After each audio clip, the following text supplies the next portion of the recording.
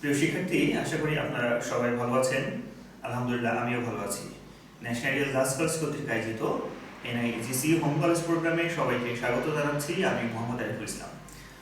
আজ আমি একাদশ শ্রেণীর রসায়ন দ্বিতীয় পত্রের বিষয়ের অধ্যায় 2 থেকে আলোচনা করব। আজকে আমাদের আলোচ্য বিষয় হচ্ছে সমানতা, অর্থাৎ জৈব যৌগের সমানতা। এই বিষয়টা আলোচনা করবে আসলে আমাদের প্রথমে জেনে নিতে হবে যে আসলে সমানতা জিনিসটা কি, এবং একই সাথে সমাণু বলতে আসলে আমরা কি বুঝি। আমরা প্রথমে সমাণু কাকে বলে সেটি আমরা জানতে চাই। সমাণু হলো যে এমন দুটি যৌগ, যেই দুটি যৌগের বা একাধিক কতগুলো যৌগ, যেই যৌগের আণবিক সংকেত সেম, আণবিক সংকেত একই কিন্তু গাঠনিক সংকেত ভিন্ন, এরূপ যৌগ সমূহকে আমরা বলি পরস্পরের সমাণু। অর্থাৎ যদি আমরা সমাণুর কথা বলি তো সেক্ষেত্রে আমরা একটা এক্সাম্পল দিই, সেটা হলো CH3 CH2 CH2 এবং CH3, এটা একটা যৌগ। এই যৌগের নাম হলো বিউটেন। যদি আমরা আরেকটা যৌগের কথা বলি CH3 CH CH3, আর এখানে যদি আমরা একটা CH3 মিথাইল মূলক যদি দিয়ে দেই তো সেক্ষেত্রে এটি আরো একটি যৌগ। এই দুটি যৌগ যদি আমরা লক্ষ্য করি তো সেক্ষেত্রে দেখা যায় যে এই দুটি যৌগের ক্ষেত্রে কার্বন পরমাণুর সংখ্যা 4টি করে, 1 2 3 4, এখানেও কিন্তু কার্বন পরমাণুর সংখ্যা 4টি, অর্থাৎ কার্বন পরমাণুর সংখ্যা 4টি হওয়ার কারণে আমরা লিখতে পারি C4। আর H পরমাণুর সংখ্যা কতটি? আমরা দেখতে পাচ্ছি প্রথম যৌগে H পরমাণুর সংখ্যা 3 3 6 আর 4 10টি, এবং দ্বিতীয় যে যৌগ এটিতেও কিন্তু হাইড্রোজেন পরমাণুর সংখ্যা 3 3 3 9 আর 1 মোট 10টি, অর্থাৎ উভয় যৌগে কিন্তু কার্বন এবং হাইড্রোজেন পরমাণুর সংখ্যা একই, সেম। অর্থাৎ দুটি যৌগের আণবিক সংকেত সেম কিন্তু গাঠনিক সংকেত কিন্তু আলাদা, তাই না? এরূপ যে যৌগ যেগুলো রয়েছে যাদের আণবিক সংকেত একই কিন্তু গাঠনিক সংকেত ভিন্ন, এরূপ যৌগ সমূহকে আমরা বলি তখন পরস্পরের সমাণু।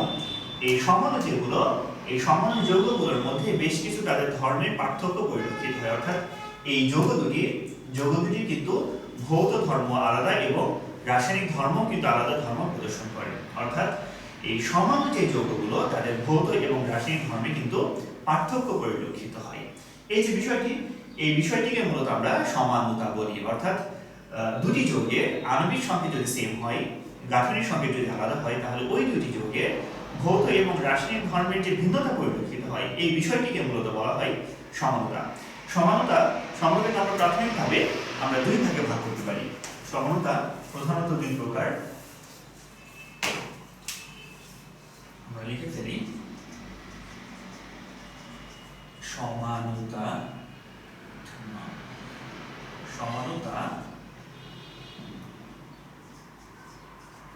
প্রধানত দুই প্রকার। যথা নাম্বার 1, এক নম্বর হলো যে গাঠনিক সমানুতা।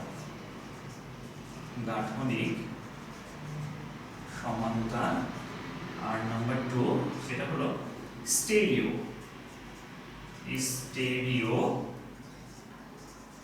বা এটাকে আমরা বলি ত্রিমাত্রিক সমানুতা।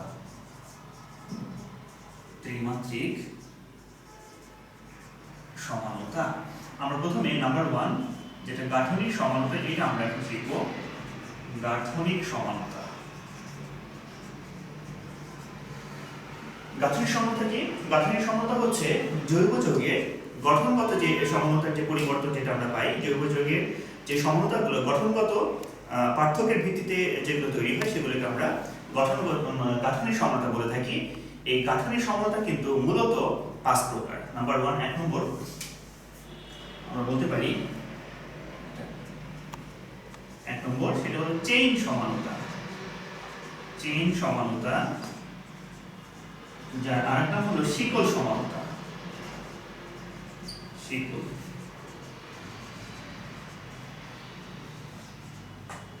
শিকল সমানুতা কি? শিকল সমানুতা হচ্ছে কার্বন পরমাণুর চেইন বা শিকল এর ভিন্নতার কারণে যে সমানুতা তৈরি হয় বা যে সমাণু তৈরি হয় তাকে আমরা বলি যে চেইন সমাণু বা চেইন সমানুতা। যেমন আমরা কিছুক্ষণ আগে যে যৌগটা আমরা লিখেছিলাম সেটাই আমরা যদি এক্সাম্পল দিই তো সেক্ষেত্রে আমরা এখানে এক্সাম্পল দিলে এভাবে যে CH3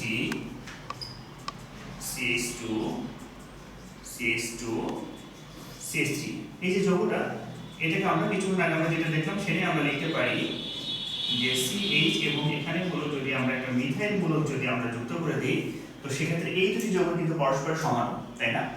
এই দুটি যৌগ পরস্পর সমানও, তো সেক্ষেত্রে এখানে এই সমানতা কি কারণে উদ্ভব হয়েছে? যে চেইনের পার্থক্যের কারণে। এই যৌগটা হলো সরল শিকল একটা যৌগ, যেখানে কোনো পার্শ্ব শিকল নেই, কিন্তু এই যে যৌগটি এখানে কিন্তু একটি পার্শ্ব শিকল রয়েছে, অর্থাৎ এটি সরল শিকল যৌগ নয়। অর্থাৎ এই চেইনের পার্থক্য হেতু যে সমানতার সৃষ্টি হলো এখানে, এই সমানতাকে কিন্তু আমরা বলি চেইন সমানতা। আচ্ছা, এতে করে কিন্তু এই যৌগ দুটির এদের কিন্তু বৈশিষ্ট্যের এটা ভিন্নতা পরিলক্ষিত হয়। ভিন্নতা কি? যদি আমরা এই দুটো যৌগের স্ফুটনাঙ্কের কথা বলি, তাহলে এই যে প্রথম যে যৌগটি, এই যে স্ফুটনাঙ্ক হলো, এই যে স্ফুটনাঙ্ক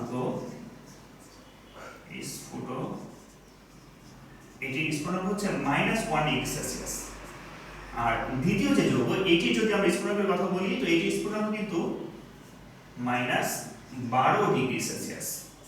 অর্থাৎ এই দুটি যৌগের কিন্তু স্ফুটনাঙ্ক আলাদা। তার মানে আমরা বুঝতে পারছি যে আসলে এই দুটি যৌগের বৈশিষ্ট্য বা ভৌত এবং রাসায়নিক ধর্ম কিন্তু ভিন্ন হয়ে থাকে যদি তাদের গঠনগত যদি ভিন্নতা থাকে। তাহলে আমরা চেইন সমানতা আমরা শিখলাম।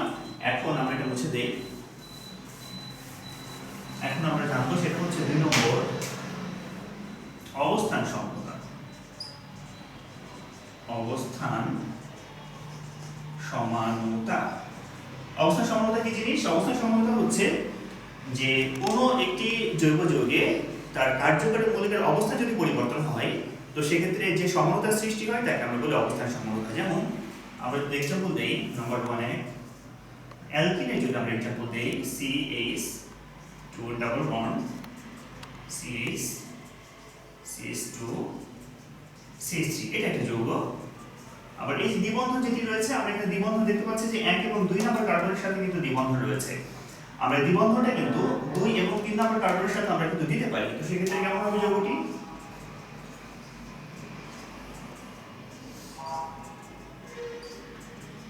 যৌগটা তখন হবে এরকম, তাই না? তো সেক্ষেত্রে এই দুটি যৌগের কিন্তু আণবিক সংখ্যা সেম, দুইটা যৌগের আণবিক সংখ্যা সেম। যেমন এখানে কার্বন পরমাণু রয়েছে 4টি, নিচের যৌগেও কিন্তু কার্বন পরমাণু রয়েছে 4টি। হাইড্রোজেন পরমাণুর কথা যদি আমরা বলি, হাইড্রোজেন পরমাণু উপরের যৌগে রয়েছে 2 আর 3 আর 2 5 আর 3 8টি। আর নিচের যে যৌগ, নিচের যৌগ কিন্তু হাইড্রোজেন পরমাণু রয়েছে 3 3 6 আর 2 8টি। অর্থাৎ দুইটি যৌগের কিন্তু আণবিক সংখ্যা সেম, কিন্তু গাঠনিক সংখ্যা কিন্তু আলাদা। গাঠনিক সংখ্যা কেন আলাদা? এই যে কার্যকরী মূলক যেটা অ্যালকিন মূলক আমরা বলি, অ্যালকিন মূলকের অবস্থান পরিবর্তন হয়েছে। এখানে অ্যালকিন মূলকটা 1 এবং 2 নম্বর কার্বনের সাথে যুক্ত ছিল, আর এখানে অ্যালকিন মূলকটা 2 এবং 3 নম্বর কার্বনের সাথে যুক্ত আছে। এভাবে কার্যকরী মূলকের অবস্থান পরিবর্তন হওয়ার সাপেক্ষে আমরা যে সমাণু তৈরি করি বা যে সমাণু আমরা পাই, সেই সমাণুগুলোকে আমরা বলি যে অবস্থান সমাণু আমরা বলি। এবং এর ফলে এই দুটি যৌগের যে বৈশিষ্ট্যের পরিবর্তন হয়, বৈশিষ্ট্যের পরিবর্তনের কারণে তারা যে সমানতা প্রদর্শন করে, সেই সমানতাকে আমরা বলি যে অবস্থান সমানতা। আশা করি আপনারা এটা বুঝতে পেরেছেন। আমরা 3 নম্বর আমরা সমানতায় চলে যাব। আমরা মুছে দেই, সেটা হলো কার্যকরী মূলক সমানতা। কার্যকরী মূলক সমানতা,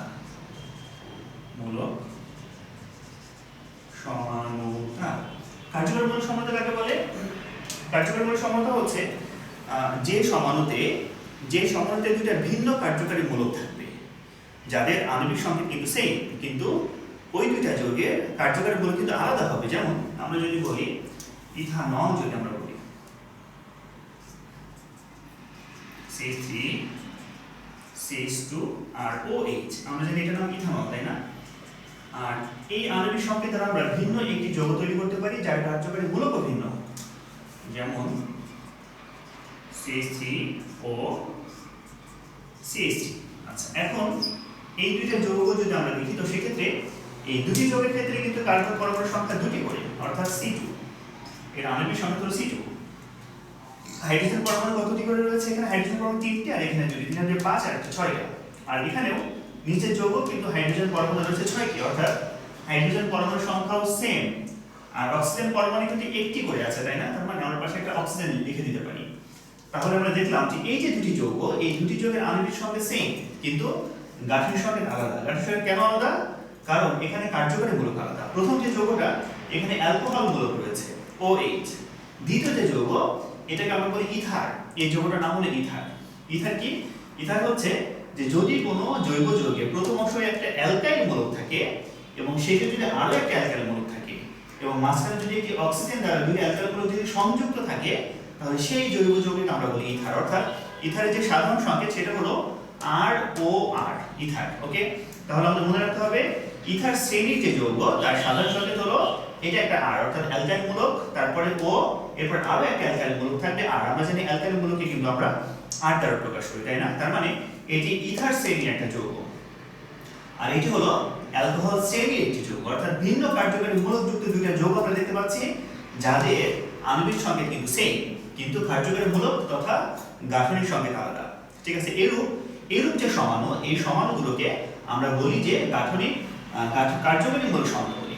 এরূপ সমাণুকে আমরা বলি কার্যকরী মূলক সমাণু। আর এরূপ সমাণুর ফলে এদের মধ্যে যে ধর্মের পার্থক্য দেখা যায়, যেটা হলো ভৌত ধর্ম এবং রাসায়নিক ধর্মের যে পার্থক্য দেখা যায়, এই পার্থক্য এটাকে আমরা বলি যে আসলে কার্যকরী মূলক সমানতার কারণে এই পার্থক্যটা সৃষ্টি হয়। তাহলে আমরা কার্যকরী মূলক সমানতা আমরা শিখলাম।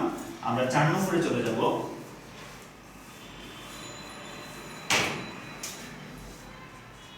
4 নম্বর বলা হয় মেটামারিজম।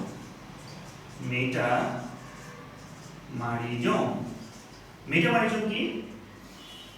মেটামারিজম হচ্ছে যদি আমরা এমন কোন যৌগ পাই, এমন যদি একাধিক যৌগ পাই যাদের আণবিক সংকেত সেম কিন্তু গাঠনিক সংকেতের ক্ষেত্রে দেখা যায় আসলে যে কার্যকরী যে মূলক তার উভয় পাশে কার্বন পরমাণুর সংখ্যা যদি ভিন্ন হয় এবং তার ফলে যে সমাণু উৎপন্ন হয় বা উদ্ভব হয় সেই সমাণুগুলোকে আমরা বলি যে মেটামার বলি। আচ্ছা, যেমন আমরা এক্সাম্পল দেই, যেমন 1 নম্বর নাম্বার 1 যদি আমরা এইভাবে বলি CH3 C double bond O CH2 CH3 এটা কিন্তু কিটোন, তাই না? এটা হলো কিটোন। আচ্ছা, তো সেক্ষেত্রে আরেকটা আমরা যদি এক্সাম্পল দেই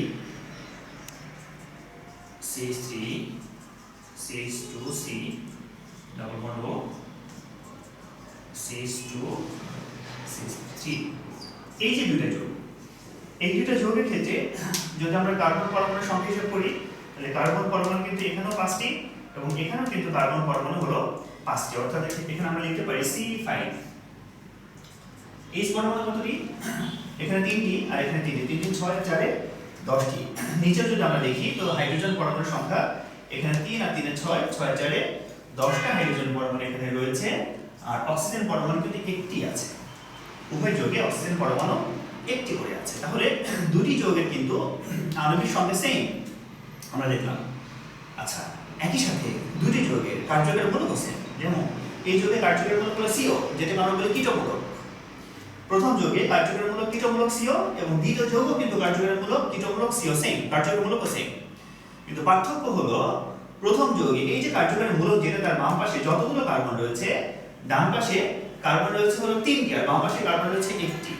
কিন্তু দ্বিতীয় যৌগে কিটোমূলকের বাম পাশে আছে 2টি কার্বন এবং ডান পাশে আছে কিন্তু 2টি কার্বন। অর্থাৎ এই যে কার্যকরী মূলকের উভয় পাশে কার্বন পরমাণুর সংখ্যা প্রথম যৌগের সাথে কিন্তু সদৃশ নয়। অর্থাৎ সেক্ষেত্রে যে কার্যকরী মূলকের উভয় পাশে কার্বন পরমাণুর সংখ্যার ভিন্নতার কারণে এখানে দুইটা আমরা সমাণু আমরা পেয়েছি।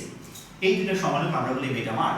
আর এর ফলে এদের যে ভিন্ন বৈশিষ্ট্য পরিলক্ষিত হয় বা ভিন্ন বৈশিষ্ট্য পাওয়া যায়, এই বিষয়টাকে বলা হয় যে মেটামারিজম। তাহলে আশা করি আপনারা এটা বুঝতে পেরেছেন। আমরা মেটামারিজম শেষ করলাম। সর্বশেষ আমাদের গাঠনিক সমানতার যে সমানতা রয়েছে সেটা টটোমারিজম। আমরা এখন টটোমারিজম শিখব। Number 5 tautomerism.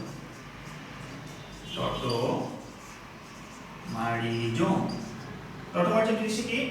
টটোমারিজম জিনিসটা হলো যে একটি নির্দিষ্ট কার্যকরী মূলক বিশিষ্ট জৈব যৌগ সেটির কার্যকরী মূলক স্বতঃস্ফূর্তভাবে চেঞ্জ হয়ে যাবে, চেঞ্জ হয়ে নতুন একটি কার্যকরী মূলক বিশিষ্ট যৌগ উৎপন্ন করবে, যেখানে কিনা ওই দুটি যৌগের আণবিক সংকেত কিন্তু অবশ্যই সেম থাকবে। যেমন আমরা এক্সাম্পল দিতে পারি, নাম্বার 1 আমরা লিখতে পারি CH3 C, এখানে যদি আমরা একটা OH দেই আর ডাবল বন্ড দিয়ে যদি আমরা একটা CH2 দেই, এই যে যৌগটা আমরা পেলাম আমরা যদি আরো একটি যৌগ যদি আমরা লিখি CH3 C double bond O, আর এখানে তখন আমাদের দিতে হবে কিন্তু CH3।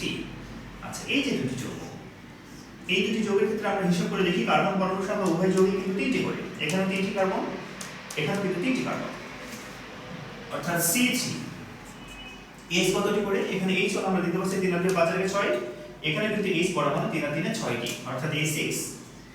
আচ্ছা, আর এখানে অক্সিজেন পরমাণু একটি এবং এখানে কিন্তু অক্সিজেন পরমাণু সর্বমোট একটি করে।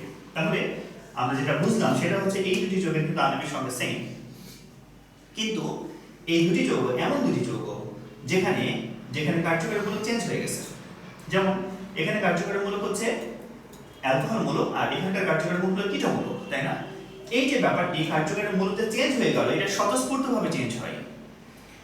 প্রথম যৌগের কার্যকরী মূলক অ্যালকোহল মূলকটি স্বতঃস্ফূর্তভাবে এটা পরিবর্তন হয়ে, মানে এটা অটোমেটিক ভাবে এটা পরিবর্তন হয়ে এটা কিসে পরিণত হয়? এটা কিটো মূলকে CO তে পরিণত হয়, এটা স্বতঃস্ফূর্ত MN তে পরিণত হয়। এই যে একটি কার্যকরী মূলক অপর কার্যকরী মূলকে যে পরিণত হচ্ছে, পরিণত হওয়ার মাধ্যমে যে নতুন সমাণু সৃষ্টি হলো, এর ফলে আমরা যে সমানতা পাই সেই সমানতাকে বলা হয় কিন্তু যে টটোমারিজম, অর্থাৎ গতিশীল কার্যকরী মূলক সমানতা আমরা এখান থেকে পাই। তাহলে প্রিয় শিক্ষার্থী, আশা করি আপনারা এই যে গাঠনিক সমানতা যে 5 প্রকার, এই 5 প্রকার গাঠনিক সমানতা সম্পর্কে আজকে আপনারা সুস্পষ্ট ধারণা পেলেন এবং এই ক্লাসের প্রত্যেকটি বিষয় আপনারা খুব ভালো করে আশা করি আপনারা বুঝতে পেরেছেন। আমরা আজকে শুধুমাত্র গাঠনিক সমানতার আলোচনার মধ্যে সীমাবদ্ধ থাকবো। আগামী দিন আমরা স্থলীয় সমানতা নিয়ে আলোচনা করবো, অর্থাৎ ত্রিমাত্রিক সমানতা বলতে আমরা কি বুঝি এই বিষয়টি আগামী দিন ইনশাআল্লাহ আমরা আলোচনা করবো। প্রিয় শিক্ষার্থী, তাহলে আমরা আজকের ক্লাস এখানে শেষ করতে চাই। আপনারা সবাই ভালো থাকবেন, সুস্থ থাকবেন। আল্লাহ হাফেজ।